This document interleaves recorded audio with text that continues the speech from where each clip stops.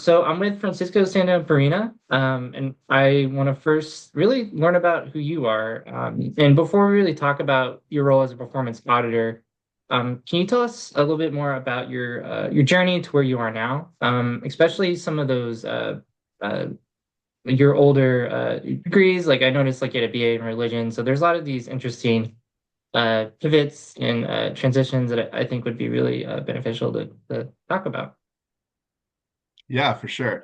So I didn't always want to be a performance auditor. I didn't really know what it was until I started doing the work. Really, that's kind of the running joke in my office. I started out grad or undergrad, not really knowing what I wanted to do.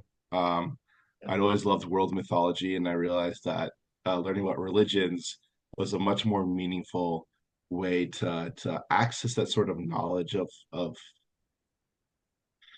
how communities view the world, right? And so I think that really began my path as a social scientist. Mhm. I didn't really know what I wanted to do next. I ended up taking a few different jobs at different points. So I ended up working in healthcare IT, and I liked that because I felt like I was working with communities and supporting them.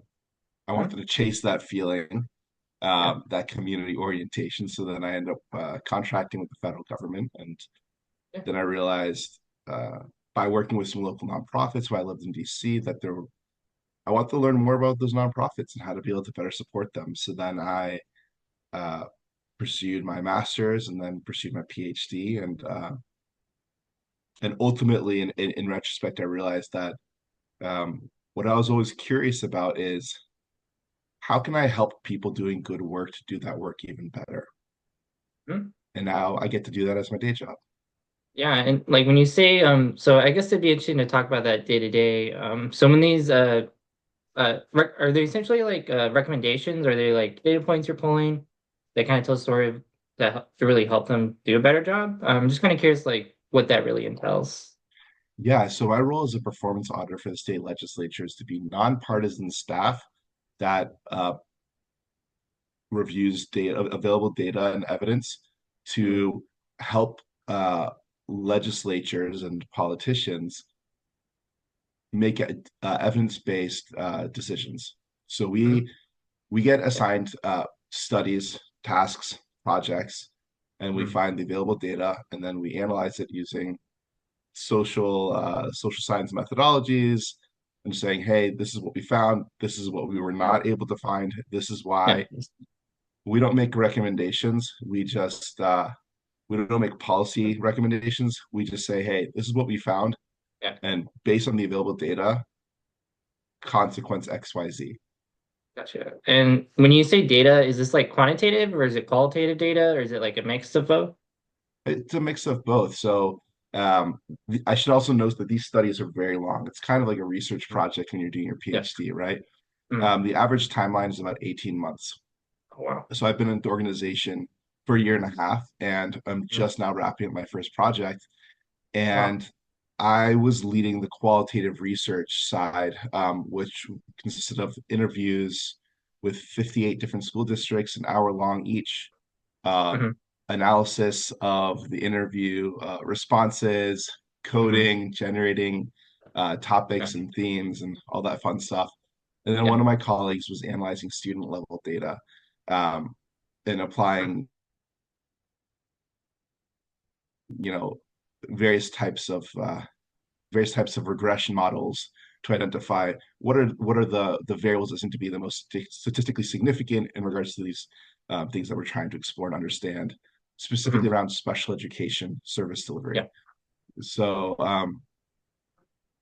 I joke. I was just telling someone the other day Yeah. what I love about my job is that it's all the parts of academia I loved of doing research, of learning, Yeah. of always learning Mhm. with none of the imposter syndrome, with none of the publisher perish Yeah. tension, with none of the demands for service involvement and things like that. Yeah, like there's not like politics. Well, I guess it's different kind of politics, but not like academic politics. That's exactly right. In my Yeah. role, uh, I don't have an opinion on the work I do. I'm just guided by the data and the research. And the Yeah. legislative auditor, who's my supervisor, kind of insulates us from any politics government politics that might be going on. We're not having to deal with any academic politics. Yeah.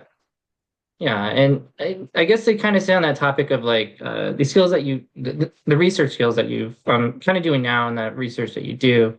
Are there any, or is there anything specific from your academic training that really transfers well over to your current role? I think you talked about like interview coding, some other like qualitative like methods. I'm just kind of curious, like, is there anything that specifically kind of stands out that you just like that you just pulled right over? Yeah, well, I want to say the great thing about this job is it is cutting edge um, in terms of government. So in some regards, everything's always a little bit delayed, but in Yeah. other regards, we're expected to be generalists, that are generalist methodologists, able to apply any methods as appropriate as needed to a situation. If there's a situation or a study that might be appropriate to run a really complex model in R, Mhm. we have the liberty to test it, see if it helps us get to where we're trying to get to. And if it's Mhm. working, great. And if not, we'll kind of step back and go back to the drawing board. Um, Mhm. some some offices like mine in other parts of the country are beginning to review machine learning and AI models that are being Mhm. implemented by state governments.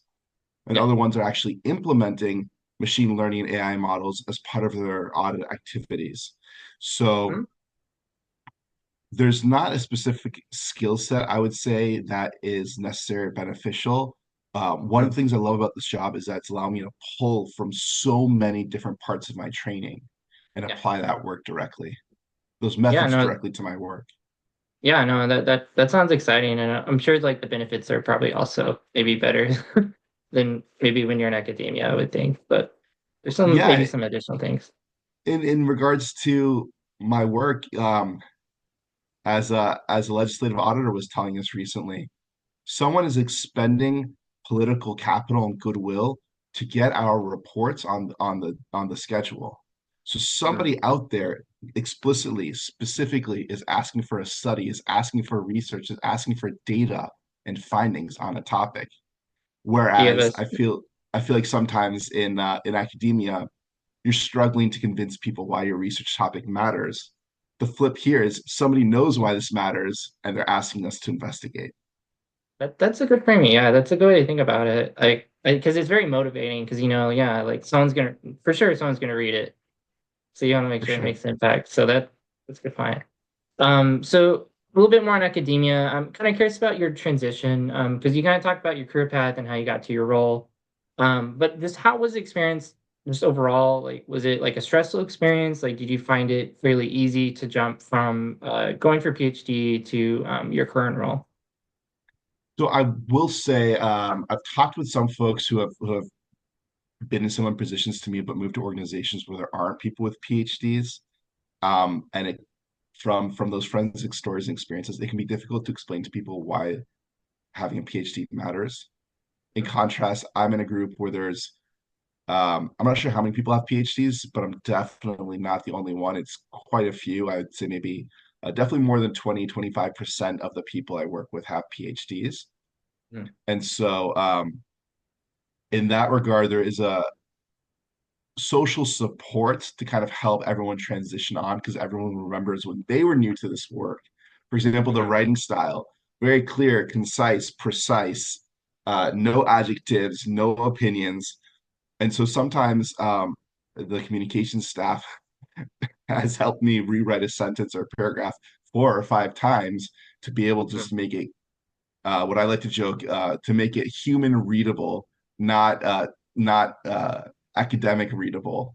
And so that transition um, can be a little difficult because it's a new skill set, it's a new way of communicating, and it's very different Mhm. from how we were taught in academia.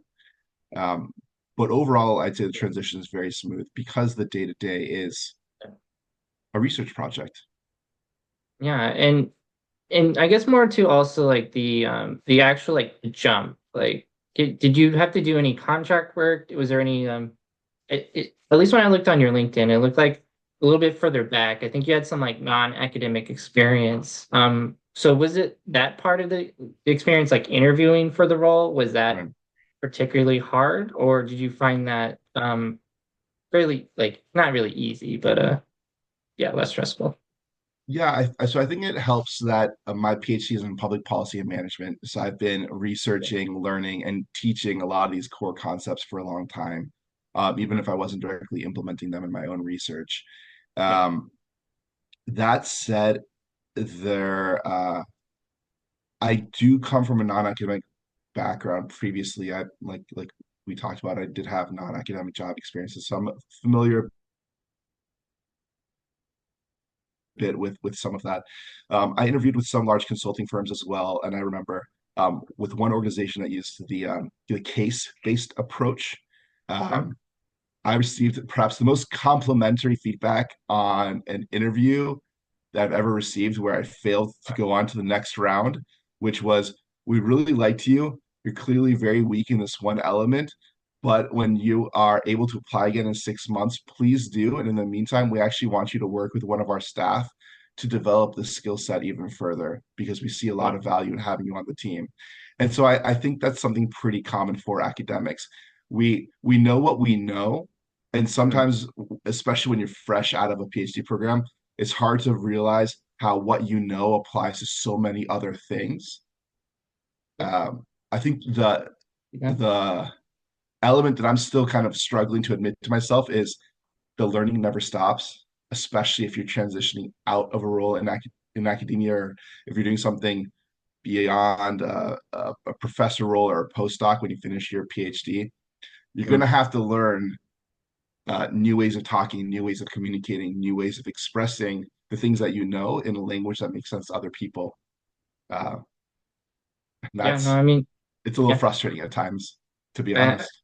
no, I was gonna say I relate, like communication, like at least in my role, like in SEO, not necessarily like the technical skills that's the communicating part, but being able to like talk to a different audience, being able to like I think you kind of mentioned it earlier about being very precise about what you're talking about, but also like being able to like make what do you call it? Like the storytelling element of it, which I don't, at least during my academic work, I don't know if we really like delved as much into storytelling. Like it was more about this is what happened. This is kind of like in the study, like blah blah blah. But yeah, it's very much like different type of style. I think at least in the marketing world, I would say. And I'm sure that's also in public policy. It probably differs a little bit too. But yeah, like you always got to keep learning. So I think that is a really good point as well. So I guess a last point, just in terms of like, just like academia and your experience while you were there, do you have any regrets? Are you were you were you happy at all like during your PhD, like doing your public policy PhD? Or were you just like eager to leave? Just kind of curious about that. Yeah, I was that's a really powerful question. Mhm. I was dead set on going into academia, and even though I had some friends who were very upfront and honest about not wanting to pursue a further path in academia once they finished their research, for me Mhm. that I wasn't open to it, and I didn't really know what those other options looked like. Um, I had a really I think anyone who says that their PhD is smooth sailing has incredible luck, inhuman luck. Like with everybody, especially with people doing their dissertations, working on their dissertations during the pandemic, there was a Mhm. lot going on. There was a lot of sources of stress. And those same sources of stress affected the people that I was working with, that I was interviewing with, committee members, right? Mhm. So I wish I'd taken more care of my mental health earlier on, understood how that impacted so many other aspects of my day-to-day experience. Mhm. Um, People often talk about having community outside of academia. Um, I live in a city where my brother lives as well, and so that community was able to help me. Not everyone has Mhm. that fortune, but um, investing really in your mental health and in your community is something I wish I'd been more intentional about doing. Mhm. I haven't seen live music since before my PhD, and that's a total bummer. I used to love going to concerts. Like, why don't I go more? Why didn't I go more? Yeah. Um, but I think that academia is a very intense experience. It's a very wonderful environment, but also a very intense environment. It's Mhm. been going and is continuing to go through a lot of changes. And Yeah. so I think doing what you can to take care of your own mental health, to prepare yourself to be resilient to changes, to be adaptive is critical, no matter what program you're going into. Yeah. Yeah, and I think that's a good like pivot topic in terms of just like pivot topic in terms of like support systems. So like when you were making this transition, like did you reach out to other PhDs who've also worked in like public policy in the government? Were there like points of contact? Also, did you look at any other resources? Did you feel supported, at least from university, like career services? Did you feel like you had to do it all alone? Just kind of curious about like those types of elements in your transition. Yeah, so a little bit of everything, a little bit of all you're talking about. So how I got Yeah. the job is actually a really interesting combination of all those factors. I went to a career fair put on by my graduate school, and there I met a friend who had been doing a postdoc, and a former student of mine who both worked at this auditing group. And we were talking, and I was telling them I'm looking for opportunities, and they said, "Hey, you should definitely look at our organization." And if it hadn't been for them, I don't think I would have reached out to or applied to a position with this performance auditing shop. And so I think maybe that is an example of incredible luck, probably Yeah. is. I also spent a lot of time reaching out to people who had PhDs. Um, I think it's a very smart idea to reach out to other people who have PhDs who are no longer in academia, especially ones who maybe didn't go through your program but went to your university or did something similar to your program. Mhm. People that you may have met at conferences, because Yeah. you want to have that sort of connection for people that are supportive and also people who have seen what possibilities lie on the other side, right? Mhm.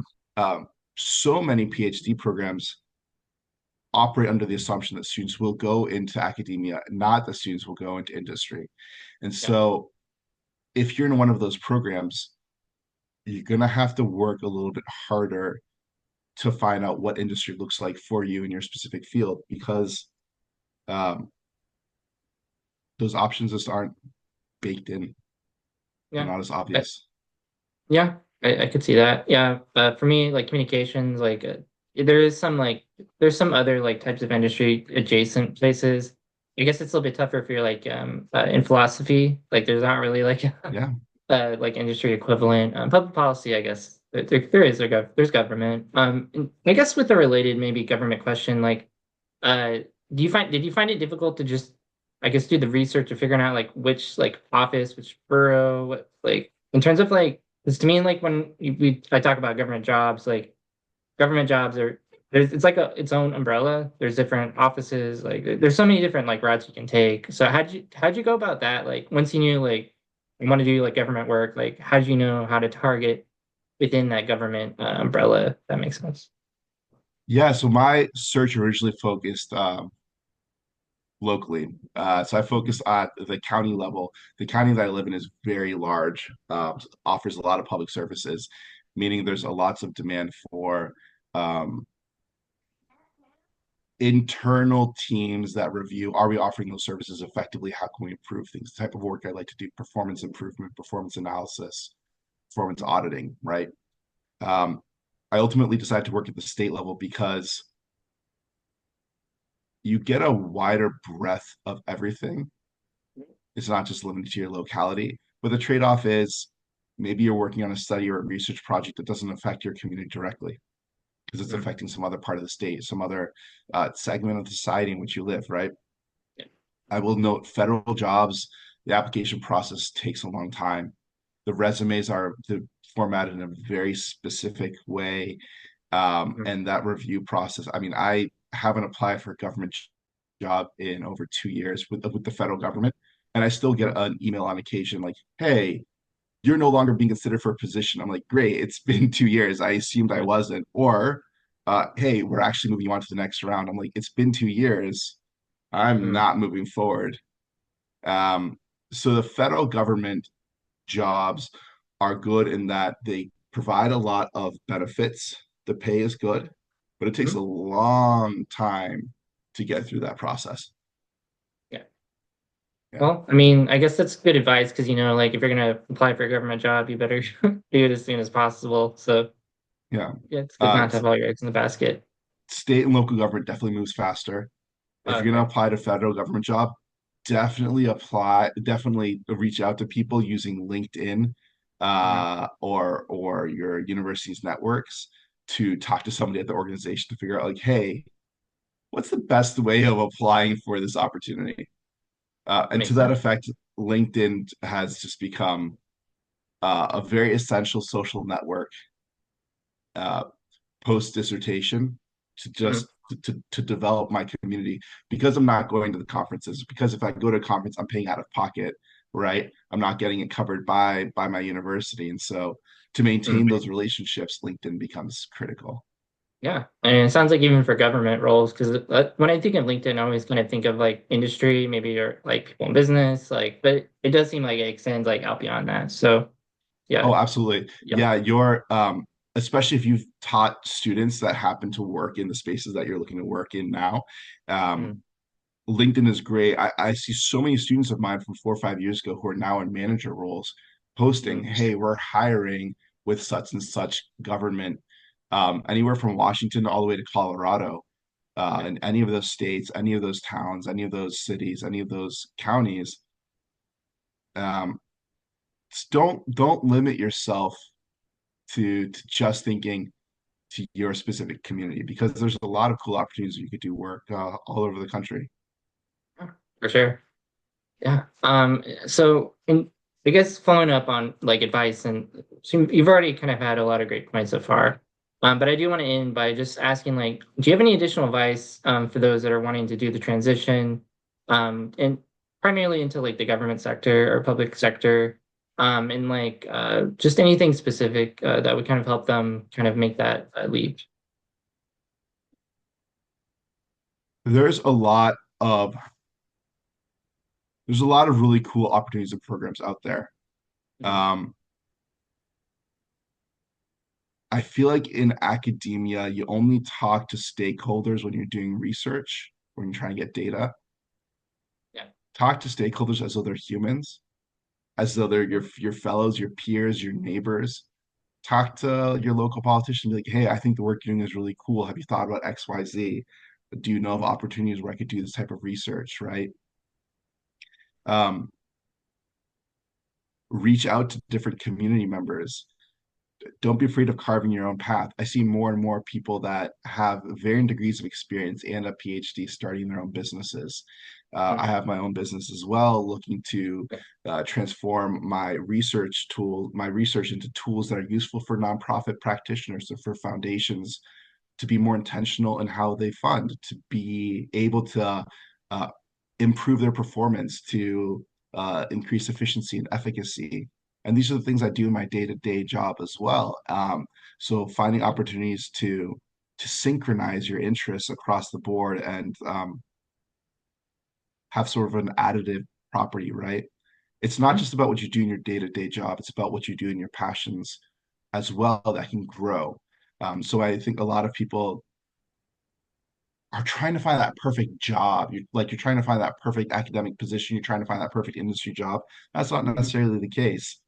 Sometimes you have to do the old-fashioned work at a small organization for a little bit while you're really Mhm. doing your passion on the side and volunteering, and then that's how you build the the industry-specific knowledge and expertise, as well as Mhm. learning how to apply your PhD knowledge to a specific industry that then Yeah. allows you to get that dream job later on. And I think one thing to add to that is the Mhm. most powerful thing that somebody learns through doing a PhD is how to learn, Mhm. how to ingest new knowledge, new information, make sense of it, and how to Yeah. apply it as appropriate. And that's a skill set that works in whatever you do next. So when you're going out and Yeah. doing those new experiences and growing as a person, as an individual, Mhm. that's an opportunity to learn. Think of it as instead of learning OLS and instead of learning a GLM model, instead of learning a new theory to apply, it's the same thing, but different. New Yeah. learning opportunities. You gotta stay curious. That's how Got it to stay goes. curious. But yeah, Absolutely. I love that. oh, yeah, appreciate it. So thank you, Francisco. I'll be sure to add the link. You kind of alluded to it, but you have like your side business that you also have. So I'm happy to like drop that in the comments and in the Thank you. description. Yeah, for sure. And yeah. So thanks again for taking time to speak with me. Thank you so much, Ryan. It was an absolute pleasure.